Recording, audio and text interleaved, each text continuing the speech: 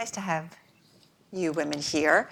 So I want to talk a little bit about leadership challenges. And I thought maybe first, we've got a great polling question. So let's kind of get the room involved and see what these folks have to say and then how it relates to what you guys are up to.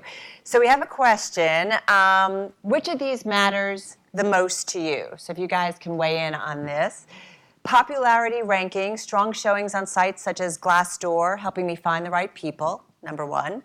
Number two, creating a culture of accountability, making sure my employees know they will be held to and rewarded for exceeding high standards, helps me keep the best people. And number three, making sure new talent and veteran talent are on the same page, resolving the inherent tension between where we came from and where we're going. Oh, so creating a culture of accountability, making sure my employees know they will be held to and rewarded for exceeding high standards, helps me keep the best people. All right, so with that backdrop, I'm curious what you all have to say is important to you. Let's just actually deal with those. Let's start with you. The room Lisa. gets an A+. It's a poll, but that's the right answer. Absolutely accountability is, and the performance culture is, most importantly, certain between those three. And the challenge is being able to balance that with very collaborative work environments where sort of everyone's involved, but who has the D, as they say. And can be difficult when you're going through some changes. Absolutely. And we're going to talk about that because you guys have been going through some changes. Jamie, you too, your company, used to be all on your own. Now you're part of L'Oreal. Yeah. Tell me a little bit about which of these really resonates. So when I see these three, actually the third one, right now, it's very relevant to what we're going through. So from an entrepreneur perspective, we started our company at Cosmetics in our living room, grew over the past decade. We now have over 1,000 employees. And one thing that I'm learning is we did that because we sort of have this like authentic DNA, this secret sauce, this deep passion that's bigger than ourselves for why we exist. And then all of a sudden, when you're acquired and you're now part of a company with 86,000 employees, that's incredible. But sometimes your whys don't align, right, and you kind of don't want to dilute your secret sauce. So the biggest thing I've said to our employees for years is that our biggest risk isn't what the competition's doing. It's if we ever dilute our own secret sauce. And so right now we're in that space of integration where we're trying to shift as leaders, grow, not be stuck in the past, absorb all of the best practices of L'Oreal, but also not lose that secret sauce. And right, as we bring in new people, having that respect for our why and just not losing that. So we're in that moment of integration that's super fascinating as a leader, that's for sure. And just how people are valued is different, everything. So we're going to dig a little bit deeper. Yeah. Come on in on it, Diane. Sure. Wow. Three really great options, and all of them are absolutely relevant and spot on. I would come into a real focus on the third one, but I'd probably flip it. We're a global architectural firm with 50 offices around the world. Right. We have 6,500 people. We've grown very quickly. But interestingly, more than half of our team around the world is the millennial generation. And, Gen X. So our kind of veteran community, it's really all about the transformation of our firm for the future. And how do we all really step into that transformation from the standpoint of technology, from the standpoint of how we work, from the standpoint of who our clients are and the kind of spaces that people are going to need in the future. So it's kind of how do we make sure everyone makes that shift together? Well, I think about for architecture, it's really creative, right? That's exactly why clients are coming to you. So how do you do that when you've got, as you mentioned, 6,500 people, 50 different locations? How do you kind of scale creativity and run a big business at the same time? Can't be easy. Well, you put your finger on the exact issue of creativity and why it's hard to be a larger creative enterprise. And frankly, it's the things that we have embraced that have allowed us to scale. First and foremost, it's about people. All of our businesses today are really about the who is in our shop And so we really focus on diversity. You talked about it earlier. And diversity is at the core. To be creative, you need diverse points of view. To be creative, you need multiple disciplines. So we focus on making sure that we're embracing that idea. We have designers that are both from the product design standpoint, the city design standpoint, architects, interior designers, and even now digital experience designers that are all part of our team. And it's about how do we really bring multiple disciplines, people from different backgrounds, different generations, But that's how different you stay countries. creative, is making sure that all, So that I keep using diversity. this phrase, and maybe one of you had said, maybe it might have been you, Jamie, about Hamilton. If you haven't seen the show, go see it. But it's about this idea of being in the room when it happens. Exactly. So you need to kind of pull in all the parties. Pull it together. So diversity, and we can talk about a little bit more how you create a platform for creativity, which has a lot to do with your culture. But also, as the general was talking about, it's about how you equip people and give people that opportunity and how you're organized. And then the third is really about the space. And how does your office, and we see this with our clients as well as ourselves, how does your office really end up being a place where creativity happens, which is about collaboration, which is about focus work, which is about learning, and your space being able to really help to enable that. I want to talk about that a little bit more too in a moment. I want to bring Lisa, you back, because you guys, formerly DeVry, Yes. new name, new focus, you guys have been shifting through the company. What's it like to lead? And sometimes you've got people on board, maybe employees who don't get the shift. And talk to me a little bit about that process. Yeah, and I would say more importantly, new company. And so what we have had to do is streamline the portfolio versus having one particular business. We are in medical healthcare, we're in financial services, and we had to really divest those businesses that weren't core to our workforce solutions strategy. And you're right, we talked about this earlier. There's sort of two pieces to that talent. First of all, collaboration and healthy conflict are fine together, and that's how you bring the creative and the business side together. That's fine, but we certainly do have folks who self-select out, and that's okay if they are not ready to take that next journey. People, are at all sorts of different stages, so you do have some self-selection, but it needs to be in a way that you've put your why out there very clearly. Everyone's aligned to that why, and also, it's okay for your employees then to question that why and how it fits for both you and for the company, particularly when you're changing strategy. It's not an easy thing to do.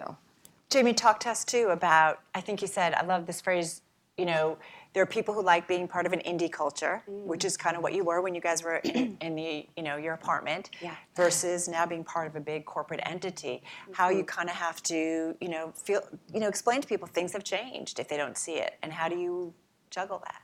Yeah, it's difficult, I think, on both sides. And I know there's people in the room here who are founders. There's also people that are, CEOs of brands acquiring other companies. And I think one of the biggest lessons I've learned in this acquisition process is really to use what you just mentioned, the line from Hamilton, being in the room where it happens. It's been a big eye-opening thing to go through. And what I mean by that is, we grew from our living room, like you mentioned, kept outgrowing offices. We're now the second largest luxury makeup company in the country. As you know, L'Oreal acquired us for over $1 billion. All those things are great, but what I'm realizing is that people that are leaders inside your company, when you are an indie culture, they're proud to be part of building something, but they also earn the right to be in the room where it happens. And they're in the rooms where all the big decisions are made. They're in the rooms where the strategic decisions are made. And then all of a sudden, when you become part of a larger company, that room sometimes isn't even in your own office. And when it is, there sometimes can be a disconnect between who is in that room, and everything starts to shift that way. And so when you break down the layers, it comes down to how do people still feel like they matter, still feel like they're as significant to the future of the company. And so that's been, I think, interesting on both sides. So what'd you do? Well, we're working with L'Oreal to figure that out because it's very apparent that's what's happening. Right. And so how do we not become a bottleneck for the growth of the brand globally and a bottleneck to scale? How do we not do that but not lose the human capital that is the heart and soul of the brand? And so L'Oreal's partnering with us on that now, and how do we streamline meetings? How do we have the right people when everything's moving so fast? But for me, it's one of the things that's interesting, and I don't know if we anticipated that, and I don't think that they had anticipated that. So it's been a learning on both sides as the acquirer and as the company. Diane, have you seen that as you get, or did you want to jump in, Lisa? All I was going to say was, as on the acquiring side, we've divested, we've also acquired two companies, and it's exactly that, the mantra of don't change what doesn't need to be changed, right? And then you were talking about leadership challenges. As the leaders, it's our challenge to make sure that communication, because you can't have, right? You can't go into a L'Oreal and say, okay, we're going to have this exact same room, but to get that information down. So just a quick example, we acquired it's a very long name, Association of Certified Anti-Money Laundering Specialists, which is why we call it ACAMS. But these are folks all over the globe who are financial crime professionals. They fight financial crime, like money laundering, like they have a big mission. And so they don't want to just, be part of a kind of, money-making machine or some, a public company. They need to know that their mission is there and that we are listening to them. As I'm sure L'Oreal wants your secret sauce too, right? That's why you're there for them too, that we're listening to the best way to manage and think about anti-money laundering and anti-financial crime, as well as kind of bringing our best practices. So it's like that balance. It's a balance. It's always balance. I want to go back, though, Diane, to what you said about the environment. I mean, here at Bloomberg, we're an open environment. Mike Bloomberg sits out in the open. His conference room is out in the open. He'll steal an apple off your desk occasionally. But it's that whole idea, our sixth floor, it's called The Link, and the whole idea is people from sales and marketing and data are running into journalists and what have you. It's just this whole mix. Talk to us a little bit more, because I think this is fascinating. There's a lot of research that's been done about the importance of your workspace and what that does for company culture and productivity and results. And I love that sixth floor in this building. It's incredible, and it's such a great example. It's the chocolate-covered almonds. Yeah. We all do. 15 different kinds of milk, and I mean, it's so great. But it really is such an incredible example of how the workplace has changed and what we all need from our workplaces. It doesn't matter what kind of organization you are. You need your people to be thinking, to be creative, to come up with that next aha. And what scientists and researchers have found is that you can have conference rooms, you can have offices, you can have open work environments, but you need those places that create those serendipitous moments. And so again, those places that are often at the intersection of paths and all of that really start to be places where people who really aren't in the same group or on the same floor or in the same part of the organization get to have that opportunity to chat and talk about, what are you working on today or what I'm doing, and those light bulbs go off. We did a project for Apple literally 20 years ago, and they actually were so ahead on this. They had the Rand Corporation do a study for them to understand how many permutations of randomness that they could actually create through the design of their space, right? How do we actually sounds very Apple. Right? How do we did. fire for serendipity? Right. And the entire space that we designed was based on this study by the Rand Corporation. Well, so much research even since then has really proven that point, and we don't all need to hire the outside consultants to do this, that it's been proven that literally, as we've been talking about, collaboration is critical for innovation. And what company isn't trying to innovate today? What company isn't trying to be creative today? I mean, it used to be that you had your architects and other types of creative industries that were thinking about the fact that we need to manage for creativity. But that is the job of every single leader here, is how do you manage for creativity? How do you have the diversity that's needed? How do you have the culture and the platform for creativity? And then how does your space bring it all together every day? Jamie, I mean, makeup is creative. They're artists. I mean, I talk about this with our makeup artists all the time. They are creative people. How do you create, especially now that you're part of a bigger enterprise and it's got all of its, infrastructure and ways of doing things, how do you foster an environment, workspace or other, for creativity? Well, we're in a tricky spot in terms of space. We're moving into a brand new 60,000 square foot space in 2 weeks, which will be hopefully life-changing for a lot of people. In the meantime, we're probably breaking every fire code there is. Ours is a super entrepreneurial story in the sense that at one point we were so packed in the office that if we had an extra FedEx box or UPS box, it was your desk. Like you just got a new job, here's your desk. And it was just growth like that. So what we did a lot of times is actually get out of the office to create, especially in the ideating sessions for product development and all of that. And the other thing that we did is, sometimes you get in this zone where everyone's running a million miles an hour, and we would actually pull customer letters, pull DMs from social, and read them in terms of what are women wanting, how are they feeling, how can we make their lives better, and go back to that why with how we ideate products, and just sort of in a weird sense get out of our own space and just really focus on her and sit around and create that way. And it's how we've taken every risk actually in our company. When we for those of you familiar with QVC, it's live, it's 24/7, there's no script. And, when we got one shot of 10 minutes to either make it or not, we were, only doing a couple orders a day on our website at that point. We were 3 years in. We had to fly in on consignment 6,000 units of concealer to sell in 10 minutes or not come back, right? So it was a moment. No pressure. Yeah, no pressure. It was a moment where, because of how we created and because we were tuned in with what women want, we took a massive risk and did what's never been done before. And I showed my rosacea. We put different. This is a great leadership point. Yeah. You trusted your gut because they were saying you use their models and you do it kind of the established way, and you said, no, I'm going to do it differently, right? Yes, it was one of the hardest decisions ever because everything was on the line for us. And now, being part of a public company, everything's always on the line with quarterly earnings and everything else. But it was a moment where all the experts, there's outside experts that are wonderful. They help a lot of people. They're paid to help you do well on television. And they had given us their advice on what's the formula. So you use this type of model, this age. Here's how you produce your live 10 minutes in order to have success. And it was just one of those things where it's like in my gut, I'm like, okay, but if I'm a woman sitting at home watching this and someone doesn't look like me and doesn't have my issue, how do I know this product works?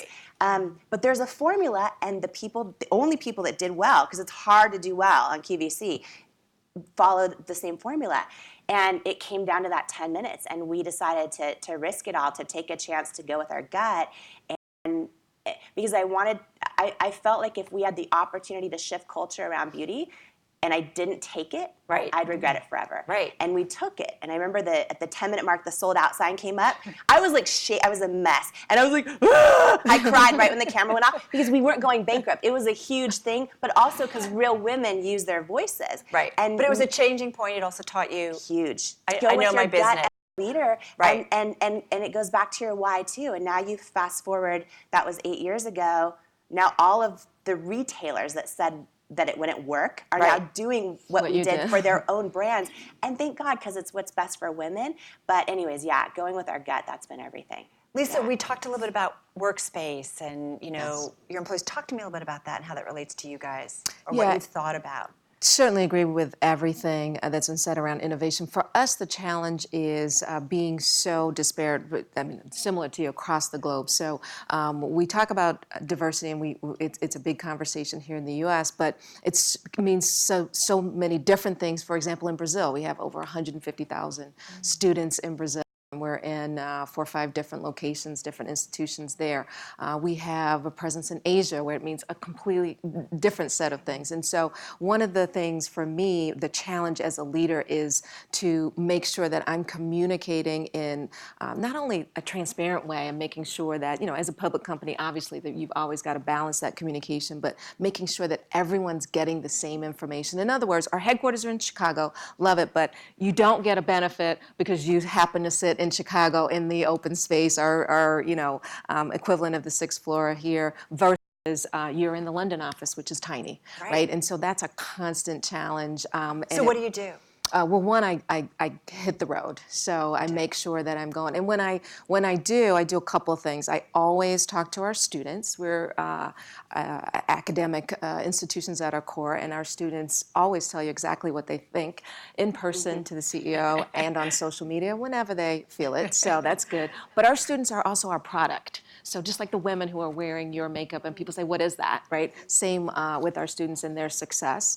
And then I talk to. It drives my team crazy because I get up really early and I go running and I talk to the people who are, watering the grass and the grounds and, taking the trash and making sure that they are getting the resources what they need. And they also tell me all sorts of things that have not been planned into the CEO's day at whatever particular office or institution. So I try to get as close as I can to the people who are serving our students, because that's how we're going to get success. It sounds corny, but it's very, very effective. No, it reminds me of what General McChrystal talked about a little bit, about really communication.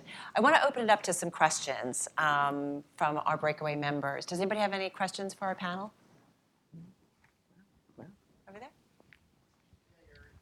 Hold on, we're gonna get you a mic so we can hear you. Thank you.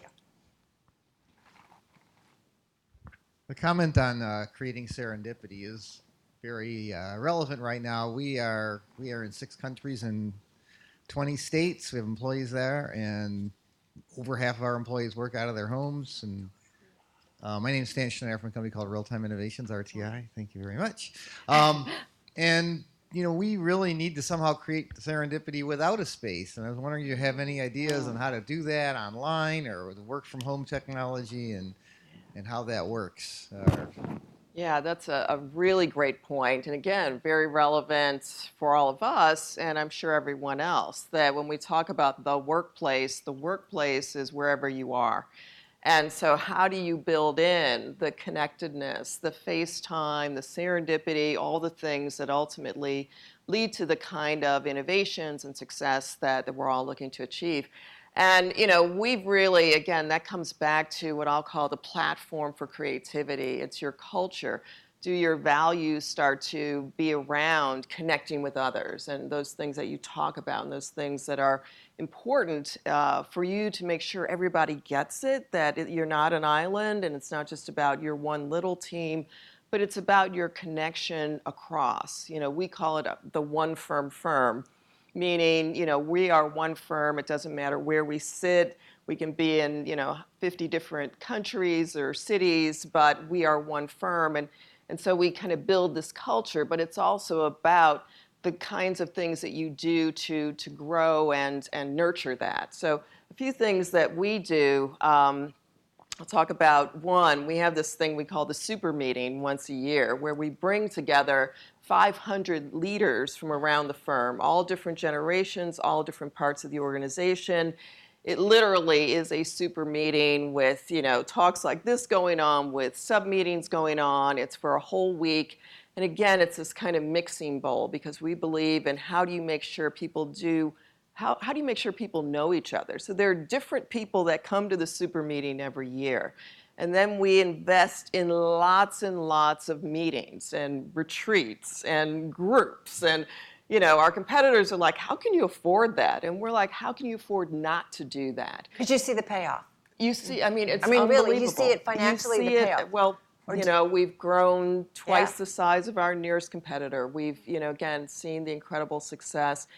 Because when a client hires us, or any of us, they expect to get the knowledge of your entire organization. So how do you do that? Well, you need to make sure people are connecting with people.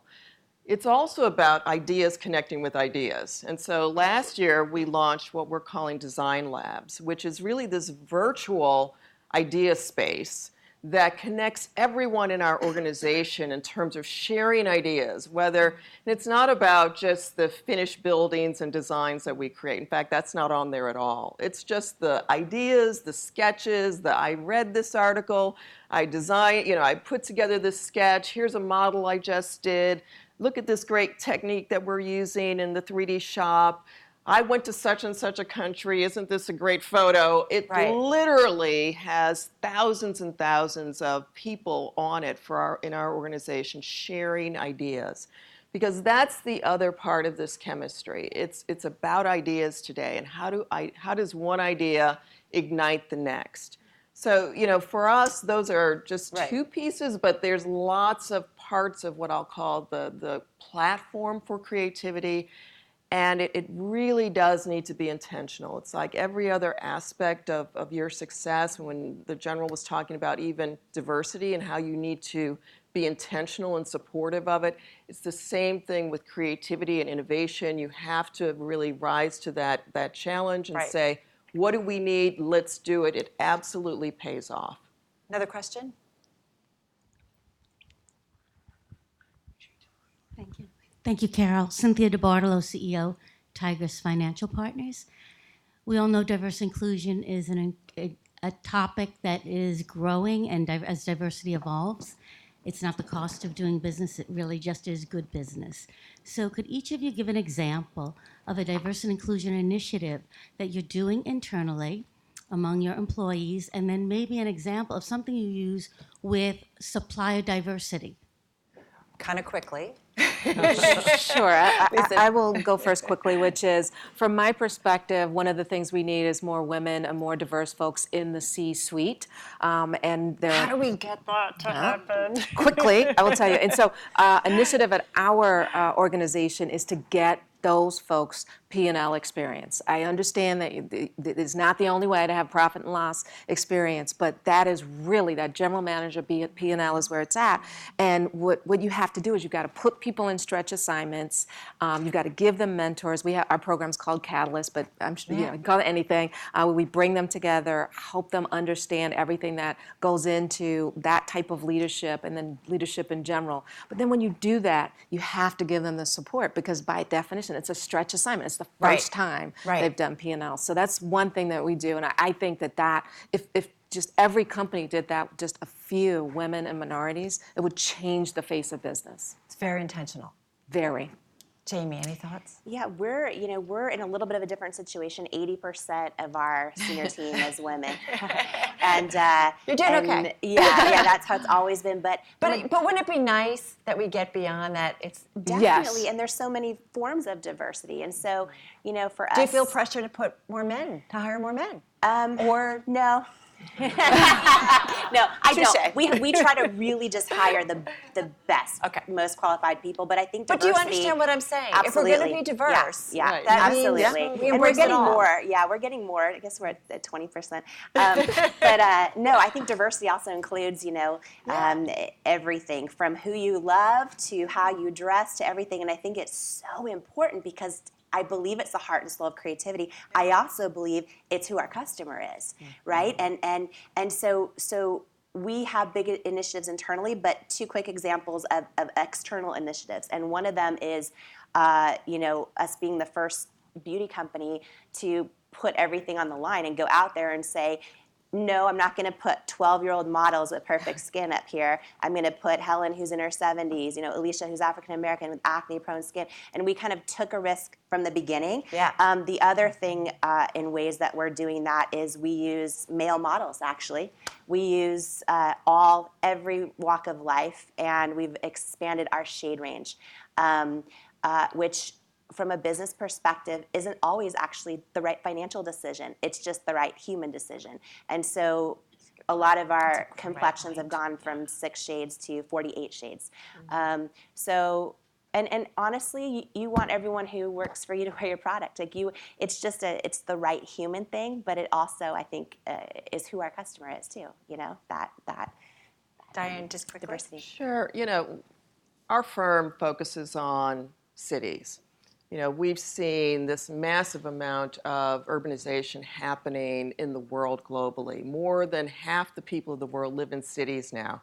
So our mission, our why, is all about shaping the future of cities. Well, if you're going to design for cities, you have to have people on your team that represent the diversity in those cities. So it's really all about our customer. Our customer is diverse, and we need to have teams that are designing for that diverse customer. So we are, again, we're over 50% women as an architectural firm, probably the only one.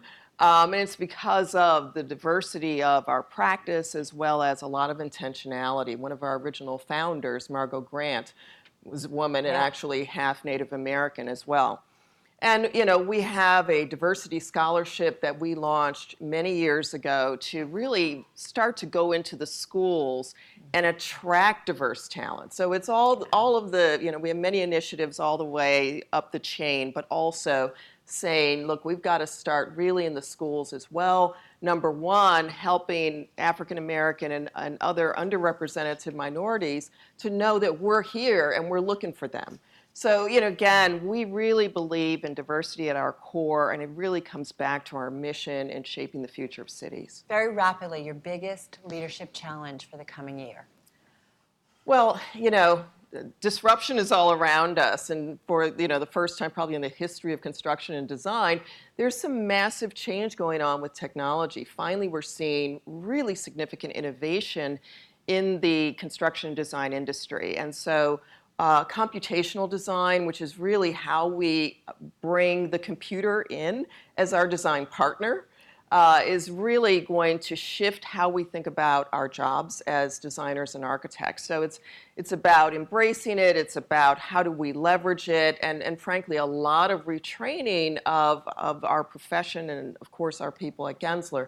Extremely exciting, and we feel very well positioned to really use this as a catalyst to continue to grow our firm. You're also working on heliports for, I think, Uber, but we'll get into Right. The world is changing. Yes. Jamie, just quickly, your biggest leadership challenge for the year ahead. Definitely figuring out how to align and make sure people still feel like they matter in this sort of massive growth trajectory and integration phase.